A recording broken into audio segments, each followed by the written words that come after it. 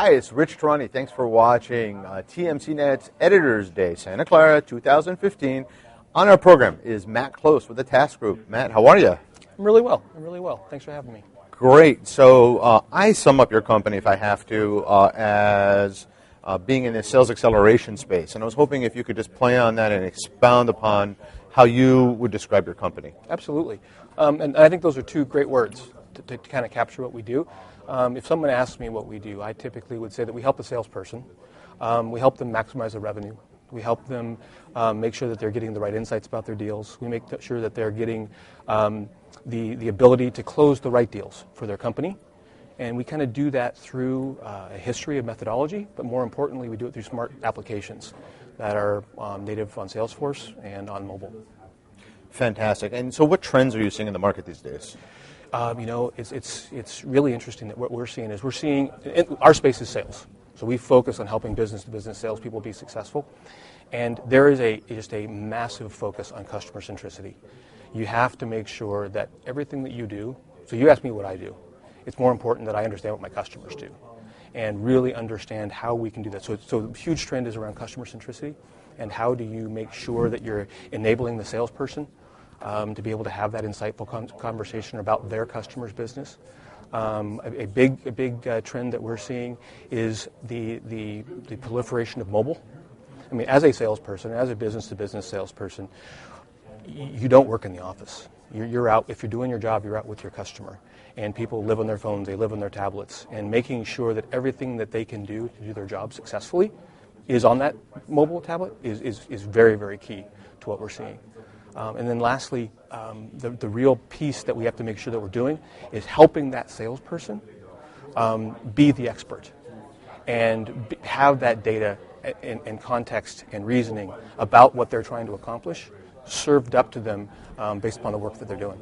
Makes sense. Now, in terms of various markets that you serve, are there any markets that are helped more than others? In other words, we've got people from probably every kind of business watching the video, and they may be wondering, can TAS Group work in my medical practice? Can they work in my legal practice? Can they work in my retail and my e-commerce, et cetera? Yeah, great question, because where we focus is helping business-to-business salespeople. And it's not necessarily a vertical, but it's a type of sale. Sure. So if they're selling a higher value proposition with multiple buyers, their buyer's sales cycle or sales process is kind of complex. So really helping that business-to-business salesperson navigate that complex environment, that's exactly where we play. So let's go through that, because what we've seen in our organization, and I'm sure this is the same for a lot of companies, over the last 10 years, it seems like a single decision maker has gone to what we call a buying team. And it's not like buying teams are new. It's just right. that even for small to medium-sized purchases, now buying teams Yes. seem to be Yes. all the rage. So you may sell this person, but by the time that person kind of ping-pongs between all the other people, you may or may not get that sale because you haven't continued the sale process up the chain. You may not have access to it, Yep. or may not know you have access to it. Let's talk to that a little bit. Yeah, and actually that observation is really reinforced by some recent research by CEB. Okay. Their whole research says, right now on average, 5.4 people are involved in that buying decision. Sure. And what that's leading toward is confusion. Absolutely. So so if you back that train up a little bit, so how do we help that? The salesperson not only needs to be making sure he understands their business, but they need to be helping to guide that group through that sale. They need to be helping them understand the pitfalls that are about to hit them if they don't understand how they're going to get that consensus Sure. going. And so through being able to take them through like a smart playbook, really help them understand who the people are that are in that group and understand what should the decision criteria be and how you capture all that in smart applications. That's core and central to what we're doing. In fact, we're going to go off on a tangent here, but I think a better barometer of how the economy is doing is the difference between the way the B2B sale used to be Yes.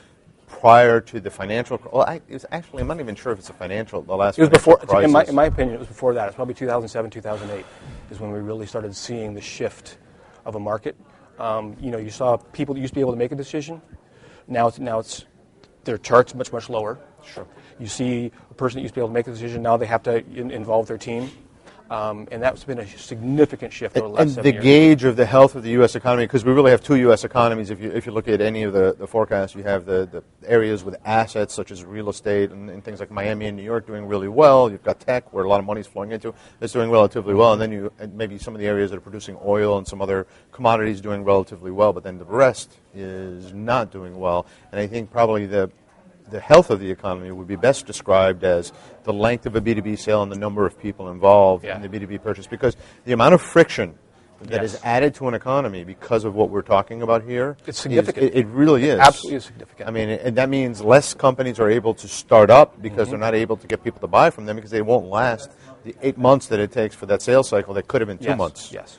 And that's where you come in. So I mean, it kind of fits in naturally where you help reduce that friction. It's interesting because we have a key metric that we talk to our customers about called sales velocity. And it's not rocket science, but it's, if the output sales velocity, you have the number of deals, what's the average size of the deal, what's the value of that deal, what's your win rate, divided by the sales cycle. And when you start, and it kind of boils down to a dollars per day productivity kind of measure. Sure. And organizations have seen that get eroded and get eroded and get eroded. And if we're able to help organizations guide the sale better, understand the environment that they're walking into, that's going to help that sales cycle. If we help organizations qualify better, typically you see someone with about a 30% win rate, so 3 of 10. Would you rather have 4 of 10 or 4 of 7? I'd rather from 4 of 7 because then you're getting wasted resource out of the system. Sure. And so really helping with smart qualification. That's great. And really driving that. And the thing that's core is we've been doing that for 30 years from a methodology perspective.